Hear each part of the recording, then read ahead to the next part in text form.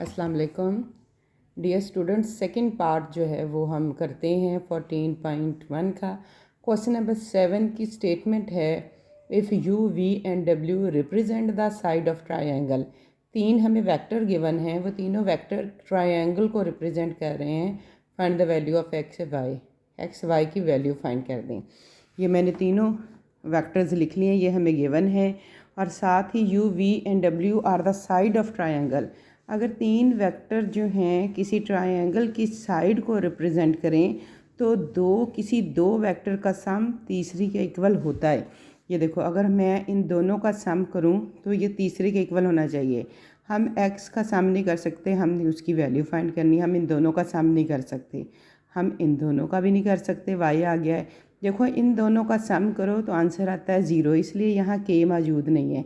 इसका मतलब है कि u और v का सम करें तो w के इक्वल है। ठीक है, मैं अकॉर्डिंग टू स्टेटमेंट इसका फार्मूला पुट करती हूँ। तो मैंने फ़ौरन लिख दिया कि u और v का सम करें तो w को इक्वल है। अब इसको यूज़ करते हुए find the value of x y हम फाइंड करेंगे। w की जगह w वेक्टर, v की प्लेस में v वेक्टर और u की जगह पे u वेक्टर रखते हुए हम ये वैल्यू फाइंड कर देंगे x एंड y की। ये देखें, मैंने वैल्यूज़ पुट कर दी। इसकी u की जगह u, v की जगह v और w की जगह w, और w को मैंने पूरा करके 0 के भी लिख दिया। मैं इनके ब्रैकेट्स खोलूँगी और इनको ऐड कर दूँगी। ये देखो, मैंने इनको ऐड कर दिया। i को i वेक्टर में ऐड, j को j में और k को k में। ये देखें, मैंने इनका कंपैरिजन किया। ठीक है, कंपेयर द वेक्टर किया, i के इक्वल और y j के इक्वल, तो मेरे पास x और y की वैल्यू आ गई। क्वेश्चन नंबर 8 है। क्वेश्चन नंबर 8 की स्टेटमेंट है कि the position vector of a b c d r u v and w, यानी कि a का पोजीशन वेक्टर जो है वो u है। a का पोजीशन वेक्टर u मीन्स कि a वेक्टर u है, b वेक्टर v है, c वेक्टर w है और d वेक्टर ये है। Then show that b vector is parallel to d vector. मैंने क्वेश्चन लिख लिया। The position vector of a b c क्या है, यानी कि a जो है वो u के इक्वल है, b v के, c w के और d z के है। We have to show that कि a b जो है वो पैरेलल है c d के। ये दोनों पैरेलल प्रूव होंगे जब हम ए बी वेक्टर निकालेंगे और सी डी दोनों वेक्टर निकाल लेंगे। दोनों तब इक्वल होंगे। किसी एक में से हमें कोई भी कांस्टेंट बाहर निकालना पड़ेगा। कांस्टेंट मीन कोएफिशिएंट या कोई वैल्यू कॉमन आएगी तो ये दोनों जो हैं वो पैरेलल होंगे। पैरेलल वेक्टर कब इक्वल होते हैं, जब उनके दोनों के ईच अदर जो है वो कोई स्केलर आ जाए। ठीक है, स्केलर आ जाए तो वो पैरेलल हो जाते हैं। मैं आपके सामने अब ए बी और सी डी वेक्टर फाइंड करती हूँ। ये देखिए, मैंने ए बी वेक्टर लिख लिया, उसका फार्मूला लिख लिया। ए बी वेक्टर कैसे फाइंड करते हैं, सेकंड में से फर्स्ट को माइनस करते हुए। सी डी वेक्टर फाइंड करेंगे, उसका भी लिख लिया। ओ बी की जगह ओ बी की वैल्यू, ओ ए की जगह ओ ए का वेक्टर, दोनों को माइनस करेंगे, इन दोनों के आंसर्स आएंगे, फिर उनका कंपैरिजन करती हूँ मैं आपके सामने। ये देखिए, मैंने जो है वो ए बी वेक्टर फाइंड कर लिया। अब मैं सी डी वेक्टर फाइंड करूँगी। ये देखिए, मैंने दोनों ही वेक्टर जो हैं वो फाइंड कर लिए। अब मैं देखूँगी दोनों में से किस में से कॉमन निकल रहा है। देखिए, इसमें से 2 कॉमन नहीं निकल रहा, इसमें से 2 कॉमन आ जाएगा। वो 2 कॉमन आते ही ये दोनों वैल्यूज़ जो हैं वो सेम हो जाएंगी।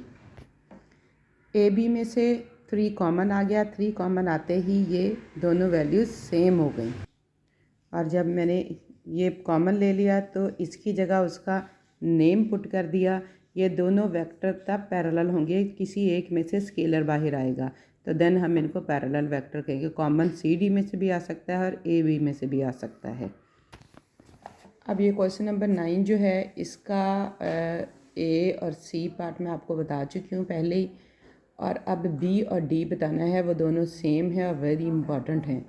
ए की वैल्यू फाइंड करनी है, कांस्टेंट ए की, और 2 हमें वेक्टर्स दिए हुए हैं और दोनों वेक्टर्स पैरेलल है। मैंने लिख लिया कि हमें ये 2 वेक्टर गिवन हैं और दोनों वेक्टर्स पैरेलल हैं। सेम डी पार्ट है, 2 वेक्टर्स हैं, दोनों पैरेलल हैं। यहाँ ए बी की वैल्यू फाइंड करनी है, यहाँ ए की करनी है। दो वेक्टर्स जब आपस में पैरेलल होते हैं तो उनके डायरेक्शन रेशोज़ प्रोपोर्शनल होते हैं। तो हम लिखेंगे कि so direction ratios are proportional. ये एमसीक्यू के लिए याद भी रखना है।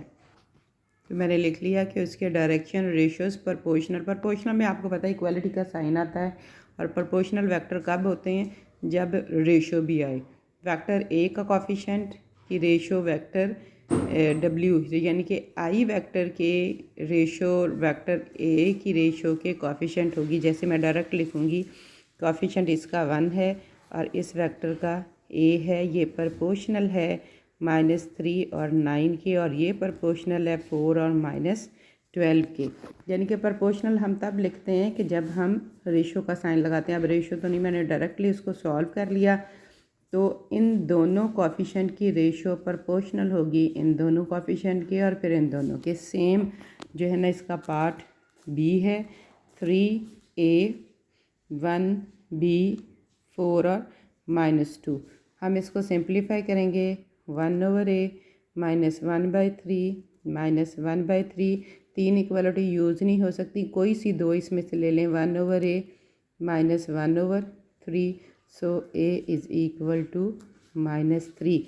सेम हम इसका बी पार्ट करेंगे। ये चूँकि दो वैल्यूज़ फाइंड करनी है तो जो इसमें से नंबर है वो दोनों की क्वालिटी के इक्वल आएगा। यानी कि 3/a को एक दफ़ा इस नंबर के इक्वल, फिर 1/b को इस नंबर के इक्वल। ये दोनों तो इक्वल थे, जौन सा मर्जी ले लिया। अब पहले a को नंबर के इक्वल फिर b को लेंगे, तो a की वैल्यू जो है वो आ जाएगी 3/-2a और b की वैल्यू क्या आ जाएगी 1/2b। दोनों वैल्यूज़ फाइंड हो गई। अब ये क्वेश्चन नंबर लास्ट है 12 में उन्होंने कहा कि 3 एंगल पहले पार्ट में दे रखे हैं। आप बताएं कि वो तीनों जो हैं वो डायरेक्शन एंगल्स हैं एक सिंगल वेक्टर के। ये हमें प्रूव करना है। मैंने तीनों एंगल्स लिख लिए, उनको नेम दे दिए। ये तीनों एंगल्स जो हैं वो किसी भी डायरेक्शन के डायरेक्शन एंगल्स होंगे किसी भी सिंगल वेक्टर के। जब हम कॉस अल्फ़ा करेंगे का स्क्वायर, कॉस बीटा का स्क्वायर, कॉस गामा का स्क्वायर करें तो आंसर 1 के इक्वल आ जाए अकॉर्डिंग टू दिस फार्मूला। ये बुक आप ये पे फार्मूला दे रखा है। ये ट्रिपल एंगल अगर किसी सिंगल वेक्टर के एंगल्स हैं तो आंसर 1 आना चाहिए। ये फार्मूला इसी के लिए दिया गया है। मैं आपके सामने फार्मूला लिखूँगी, इसकी लेफ़्ट साइड में पुट करूँगी, आंसर 1 आ गया तो ये सिंगल वेक्टर के जो हैं वो एंगल्स हैं, अदरवाइज़ नॉट। ये देखें मैंने फार्मूला लिखा, फार्मूला की लेफ़्ट साइड लिया, उसमें एंगल पुट किए हैं। अब इनमें को सिंप्लीफाई करते हुए देखते हैं इसका आंसर 1 आता है या नहीं। ये देखें इसका आंसर जो है वो 5/4 आया। Not is equal to 1, not is equal to right hand side, तो फिर alpha beta gamma are not the direction angle of a single vector. इसके साथ ही एक्सरसाइज कंप्लीट होती है। आपको 14.2 नेक्स्ट जो है वो लेक्चर आएगा। ओके।